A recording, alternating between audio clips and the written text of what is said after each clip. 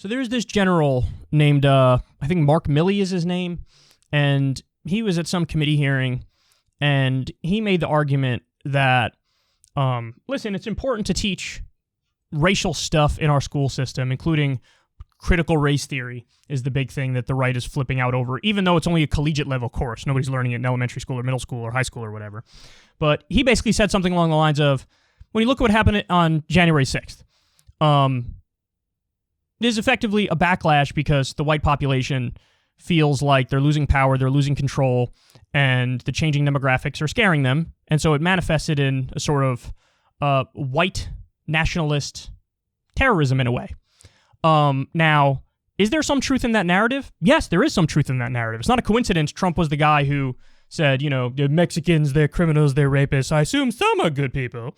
It's not a coincidence that guy won in 2016. It's not a coincidence the guy who said we need a total and complete shutdown of Muslims coming into this country. It's not a coincidence that guy won. It's not a coincidence the guy who blamed immigrants for all the problems of the white middle class. It's not a coincidence that guy won. So there is an element of truth in that. Now, where I disagree with the narrative is that's not the only thing that matters. And oftentimes that's brought up to deflect from what could be done on the economic front to change a lot of people's minds and get them to vote left. So, in other words, yes, economics matters. Yes, you could have swayed a lot of those Rust Belt voters if you had a lefty who actually cared about not outsourcing jobs and supported unions and supported higher wages. So, listen, both narratives are true. The narrative of this has a lot to do with economics and an establishment screwing people, and so we should address those things to stop people from turning to fake populists on the right who are xenophobic. That's true, but it's also true that there is a contingent of right-wing based voters, hardcore Trump supporters, where they are sort of overtly xenophobic and bigoted and racist. And if you don't acknowledge that, I think that's very silly and very dense. My issue is that when people completely focus on only that, because that leaves out what could actually have been done, which is to flip the votes of tens of thousands of people, which would have changed the election if you actually had a populist lefty who isn't xenophobic and who put the blame where it belongs, the corporations, the corruptions, the billionaires, so on and so forth. But anyway, so Mark Milley made a point similar to that, and then Tucker Carlson and others, Laura Ingraham, went after this guy, and they basically were like, oh yeah, well, to show this guy that he's wrong and show him who's boss, we should defund the military because the military's gone too woke.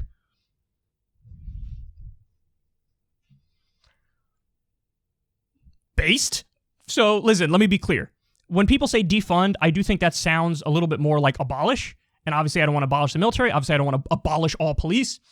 But if you want to say cut the military budget, based as fuck. So if you want to say, because they're too woke, let's cut it, I don't care why you want to cut it, as long as you take the right position and you want to cut it. So I'm totally down for that. But anyway, now you have the right arguing defund the military or cut the military because this general's too woke and the military's too woke. We need to make them not woke and then we'll fund them more. And so MSNBC comes in to respond to everything that's happening and listen to what Joy Reid and her guests say. Representative Houlihan, I guess that I'll throw it to you. Are Democrats prepared to go out there and explain to voters that it's Republicans who now want to defund the military? They tried to use defund the police, which is, by the way, DOA as a thing, right? Look at New York City, where they just elected the most pro-cop person to be mayor, or at least they're close to it. That's not a thing. Defund the military is a thing. They're saying it on Fox. Yeah, and I want to back all the way up because I hadn't seen those tweets that you referred to about the Viet Cong, and I'm literally nauseous. My father fought in Vietnam, my grandfather in Korea. The idea that we can be trolling and not understanding the consequences of this. One of the things that struck me about General Milley's testimony yesterday was a continued reminder that from him that not just the people in that room are listening to the things that we're saying, and not just the people who are watching Fox News or this show are listening. When we're talking about defunding the military, the very thing that allows us to be the people we are, say the things that we're saying, and to be the nation that we are, and the democracy that we are, other people are listening. Our enemies are listening. And I think what's remarkable about the Democratic Party right now is that we get it. We get it certainly much more than the Republican Party does right now. So now all of a sudden, when it's politically convenient for partisan Democrats, they're like, the military is fighting for our freedoms and protecting human rights and democracy and decency and allowing us to thrive and have free conversations. the left correctly pointed out during the Bush years that our military was being used in an imperialist fashion to steal natural resources, and it was used for profiteering for the military-industrial complex, the defense contractors. That was the position, the correct position of the left during the Bush years. Now, I mean, left. That's the correct position of Democrats in the Bush years. Now, because it's politically convenient, because Republicans are saying defund the military because they're too woke, now all of a sudden they're saying the military is great and wonderful, and they protect our freedoms, and they're fighting for human decency. My favorite part was, our adversaries and our enemies are listening to us talk about defunding the military. So in other words, the implication is like, oh my God, what if they pounce and use this against us? What if our enemies hear us talk about defunding it and they view it as an opportunity to come after us? Oh my God, quick, I'm getting word that Russia is moving on Toledo and China is invading Fort Lauderdale. Are you fucking kidding me? These people are ridiculous. So the argument from Joy Reid is like, well, Democrats aren't actually for defunding the police, but Republicans are for defunding the military. Oh my God, she thinks that's so brilliant, and she thinks that's such a gotcha, and she thinks that's like politically savvy. Defund the police isn't really a thing. Defunding the military is a thing, and the Republicans want to do it.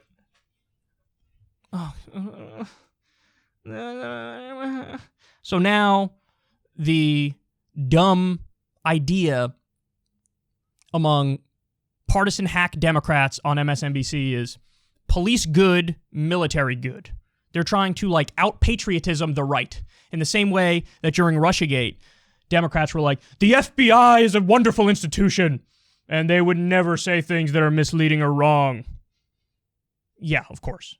Imagine actually believing that. Imagine flipping on that, the deep state and our intelligence agencies. I mean, with their track record of just horrendous actions, whether it's overthrowing democratically elected foreign governments or going after and infiltrating civil rights movements or the Black Panthers or sending a letter to MLK telling him to kill himself or being involved in assassination, so on and so forth. I mean, it's a joke. So listen, what's my position on it? I already sort of alluded to it before. But I got to be honest with you guys, from my perspective, I don't like the language of defund the police or defund the military, because whether or not you want to admit it, defund does actually sound like abolish it, eliminate it completely.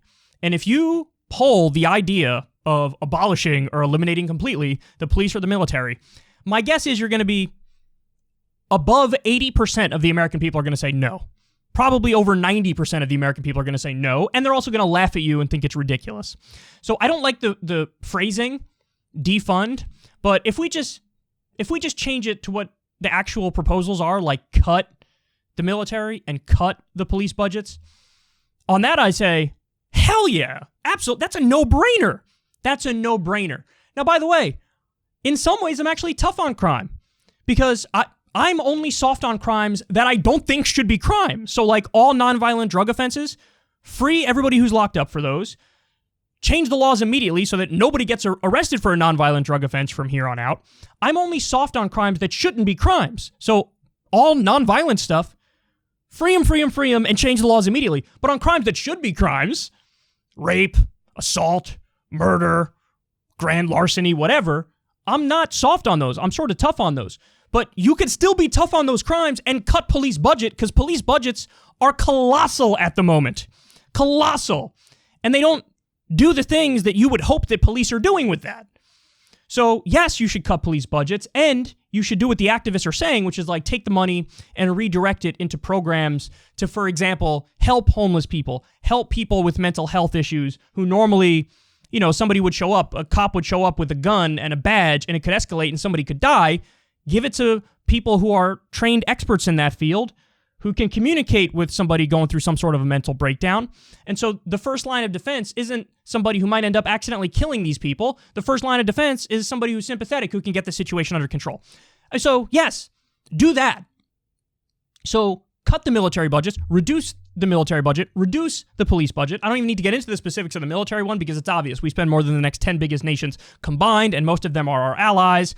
We have like 800 or 900 military bases around the world. This is all while our own infrastructure is falling apart.